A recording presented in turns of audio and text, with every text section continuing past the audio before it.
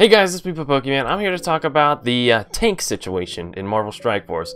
So this may be something you're not quite aware of if you're not a player who's later on in the game, or really the community might not be aware of this at all, but I've been having a little bit of trouble with the villain campaign. There's a serious lacking of tanks on the villain side of the roster. You will notice, let's use the handy dandy Marvel Strike Force, what is this, the companion? It's been made by Imperialist and Pimp Toxie on the Discord server and the subreddit. It's really great. It's probably one of the only reasons that I've been able to do this video so easily. So let's go to Hero and Protector. How many tanks do we have on the Hero side? We have Captain America, Drax, Hulk, Luke Cage, Shield, so a little bit of a glitch right there. We'll have to report that. Then we got Shield Security. So we got Captain America and Hulk, who are both very good tanks, very high DPS, very tanky. Drax isn't bad. He's unique in the fact that he starts out with a taunt, so he'll work with certain team comps where you need a character to survive that first turn.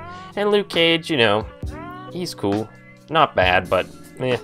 So let's check out the villain side of the tanks. We have Crossbones and Kingpin, and that's it.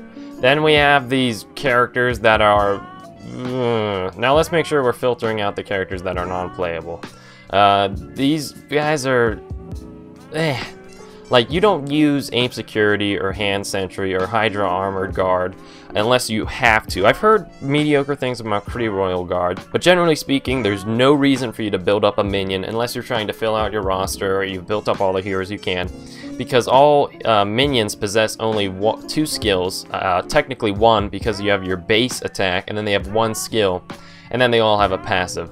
As opposed to heroes, if we go back to villains, then protectors, who have 3 skills total, 1 primary attack and 2 skills. They're not as good. So there's no reason for you to build up these minions unless you need them for the campaign. And on top of that, Crossbones, he isn't even really that good. His DPS is pretty mediocre. Kingpin, he looks pretty interesting, but the problem with him is he's hidden way far in the campaign. It's almost impossible for you to get him as a new player. So you've worked with Crossbones. I'm still working with Crossbones because I haven't reached Kingpin. I think he's hidden in like chapter 6 of the villain campaign. So that means for all the protection missions on the villain side of the campaign, you have to build up Crossbones, and you're gonna have to build up like Hand Sentry, Hydra Armored Guard, Kree Royal Guard, and Mercenary Riot Guard in order to get that protection for the turns you need them. Now, of course, you could build up your team's power high enough that you can take down all the enemies in enough shots to protect your character. That means you have to rely on a ton of RNG, or you have to spend way more time grinding than you should for each campaign. So this could all be solved if Fox Next Games decides to add a couple more tanks to the villain side, especially ones that are obtainable from the beginning of the game. So I decided to dig through some Marvel villains, and I pulled out a couple of characters I figured could be classed as protectors. So let's dig through those characters and I'll list them off for you guys. So first we got Rhino.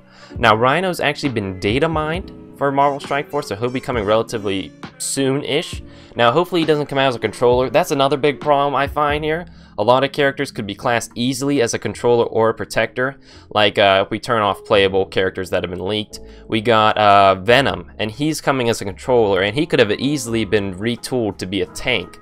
And that's just something that they're gonna have to choose to make a tank instead of a controller, because there's some characters that could easily go either way. Rhino could probably be considered a controller if you wanted him to be one, and you could allow him to stun people with his charge, but I feel we need more tanks, so we need Rhino to be a tank.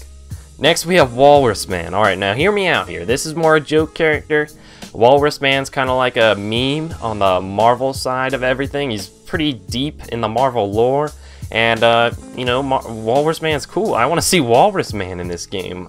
So, Walrus Man, just throwing that out there. Abomination. He's another guy who could easily be a controller, but I'd like to see him come as a protector.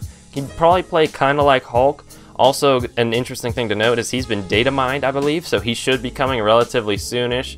But Abomination, not one of my favorite Marvel villains, but he's tanky, so let's bring him in. Now we got Onslaught. Now you may be like, Pa, it's an X-Men. We can't use X-Men in games. Not anymore, my friend. Disney bought out Fox not too long ago, so now we actually own all the X-Men and all the Fantastic Four, so we should be allowed to use them in the game. So I'm sure if Fox Next Games has really nicely, we could get Onslaught in this game, and Onslaught, again, like all the other tanks, could easily be tooled to be a controller, but we need protectors, so let's tool him as a protector. We got Juggernaut next. Everybody loves the Juggernaut. Again, he's kind of an X-Men character, but we own the X-Men characters now, so let's bring him in. We need a protector. He could be a controller again with his stuns, but let's have a protector, and he'd be really unique because we could have him be immune to mental damage. Like, say we get Professor X one day or Jean Grey, he could be immune to their types of damaging thanks to his helmet. That'd be a really nice touch. It would allow Juggernaut to stand out from the other tanks. And again, Juggernaut's fun character. I like Juggernaut. Next we have Absorbing Man. Of course, could be put as a controller, but I think it'd be really cool if the more he got hit, he'd get more defense and stuff like that. He could do a lot of cool things, since because the way he works is whenever he touches something, he can absorb it and become that material. So I think it'd be a really fun protector, and he could bring a unique spin to the combat in this game. Next we have Maestro. Now, I know he's technically an alternate reality version of Hulk, and I'm not a fan of them doing sort of the same character, but as a different character. But I think Maestro changes it up enough from the Hulk that he should count as a different character from the Hulk. Now, I don't know what kind of skill set you could give him to make him different from the Hulk. You could have him use, like, Captain America's shield, like they do in Contest of Champions, and Thor's hammer, and stuff like that. But I'm sure you could find some way to make Maestro unique from the Hulk. Speaking of Hulks, we have Red Hulk. Again, kind of like the Hulk, but he could use fire abilities. He could bring up parts of the Earth like he does in Future Fight and slam them into people. All kinds of fire stuff, so that will change him up a bit from the normal Hulk. Then we have Ares. Now again, depending on how you play him, he could actually be a hero. But we need more villain tanks, so let's make him a villain. And he's cool, lots of axes, pretty much just, he uses anything from what I understand. So he could be a really fun tank, maybe more of an offensively focused tank. And I'd like to see him come into the game. Also would like to take a quick note, when I was digging through the Marvel lore, I found Graviton. I actually remember him from the Avengers TV show, and Graviton's pretty awesome. He wouldn't be a tank, he's definitely a controller. And hear me out here, Graviton's kit, he works with gravity.